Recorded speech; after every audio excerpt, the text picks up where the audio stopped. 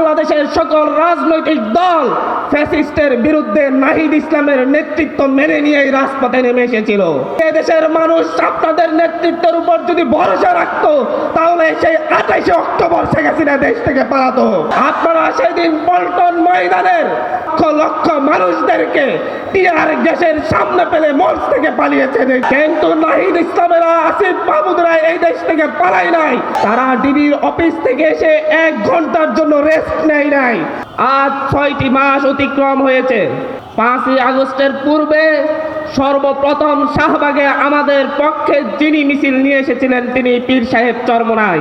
সেদিন প্রেস ক্লাবের সামনে থেকে যখন আমরা শাহবাগে অবস্থান করছিলাম, পুলিশের রক্তচক্ষু উপেক্ষা করে সেদিন প্রেস ক্লাবের সামনে থেকে চরমোনাই পীর সাহেব নায়েবে আমির ফয়জুল করিমের নেতৃত্বে একটি মিছিল এসে আমাদেরকে সাহস জুগিয়েছিল।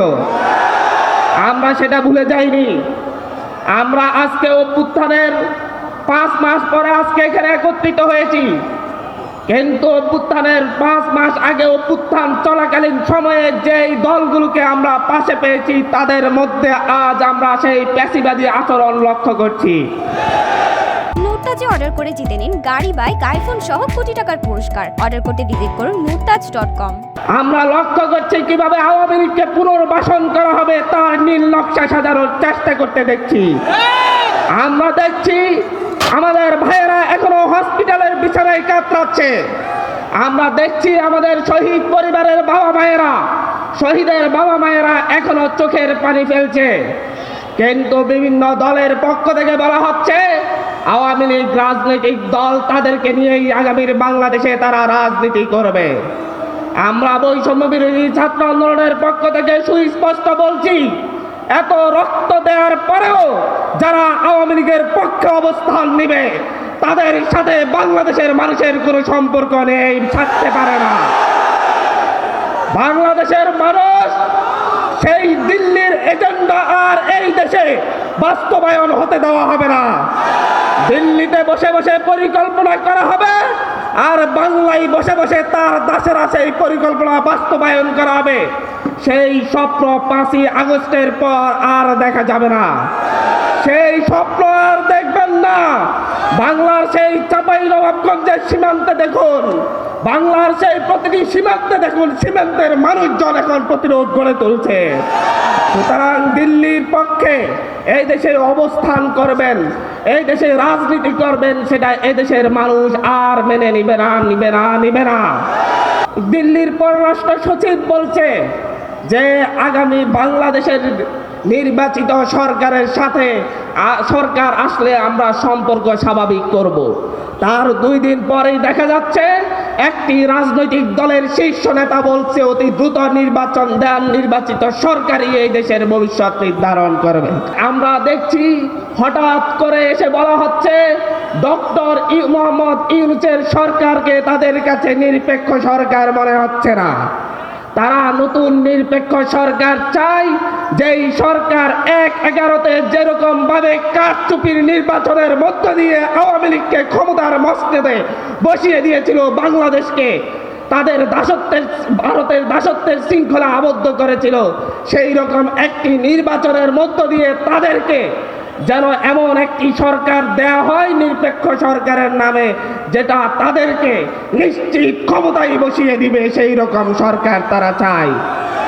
তাদের সেই কথার 2 দিন পরে আমরা দেখছি মোহাম্মদ আলী আরাফাত ফেসবুকে পোস্ট দিয়ে বলছে সেও একটি নিরপেক্ষ সরকার চাই, ডক্টর মোহাম্মদ ইউনূসের সরকার নিরপেক্ষ নয়। আমরা দেখছি আপনাদের ভাষার সাথে আওয়ামী লীগের ভাষা মিলে যাচ্ছে, আপনাদের লক্ষ্য উদ্দেশ্যের সাথে দিল্লির দালালদের লক্ষ্য উদ্দেশ্য মিলে যাচ্ছে।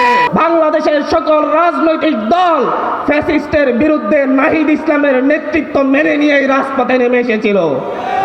আপনাদের নেতৃত্ব যদি এদেশের মানুষ আপনাদের নেতৃত্বের উপর যদি ভরসা রাখতো তাহলে সেই 28 অক্টোবর শেখ হাসিনা দেশ থেকে পালাতো। আপনারা সেদিন পল্টন ময়দানের সেই লক্ষ লক্ষ মানুষদেরকে টিয়ার গ্যাসের সামনে পেলে মঞ্চ থেকে পালিয়েছেন, এই দেশের মানুষ বলে যায়নি। কিন্তু নাহিদ ইসলামেরা, আসিফ মাহমুদরা এই দেশ থেকে পালাই নাই। তারা 3রা আগস্ট, 4টা আগস্ট, 5ই আগস্ট প্রতিটি দিন রাজপথে ছিল। তারা ডিবির অফিস থেকে এসে 1 ঘন্টার জন্য রেস্ট নেয় নাই। তারা তারপর দিন থেকে রাজপথে নেমেছিল। আজকে আপনারা নাহিদ ইসলাম, আসিফ মাহমুদের চাইতে নিজেদেরকে দেশপ্রেমিক মনে করছেন। 5ই আগস্টের পরে আপনাদের নেতাকর্মীরা পথে ঘাটে যেই লেভেলের চাঁদাবাজি শুরু করেছে, দখলদারিত্ব শুরু করেছে। এই কারওয়ান বাজারের প্রতিটি সবজি দোকান থেকে তারা চাঁদাবাজি করছে। এখানকার প্রতিটি রিক্সাওয়ালার থেকে তারা চাঁদাবাজি করছে। যেই চাঁদাবাজি আওয়ামী লীগ করত, যেই চাঁদাবাজি ছাত্রলীগ করত, যেই চাঁদাবাজি যুবলীগ করত, এখন আপনারা সেই চাঁদাবাজির হাত হস্তান্তর করে নিজেদের হাতে নিয়েছেন। কিন্তু মনে রাখবেন, শুধুমাত্র নির্বাচনের জন্য, ভোটের জন্য এদেশের মানুষ, এদেশের 2000 ছাত্র জনতা জীবন দেয় নাই। এদেশের সকল রাজনৈতিক দলের নেতাকর্মী শুধুমাত্র নির্বাচনের জন্য জীবন দেয় নাই, শেখ হাসিনার বিরুদ্ধে প্রতিরোধ গড়ে তোলে নাই।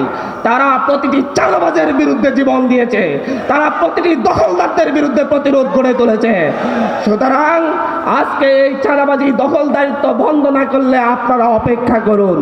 মনে করবেন না 5ই আগস্টের যেই কোটি জনতা এই দেশের রাজপথে রাস্তায় নেমে এসেছিল, তারা ঘরে ফিরে গিয়েছে। তারা অপেক্ষা করছে আরেকবার চাঁদাবাজ দখলদারদের বিরুদ্ধে নাহিদ ইসলাম এসে আহ্বান করবে। সেই নাহিদ ইসলামের আহ্বানে এসে প্রতিটি চাঁদাবাজ দখলদারদেরকে, প্রতিটি ফ্যাসিবাদ বিরোধী রাজনৈতিক দলের সমন্বয়ে আবার উৎখাত করা হবে।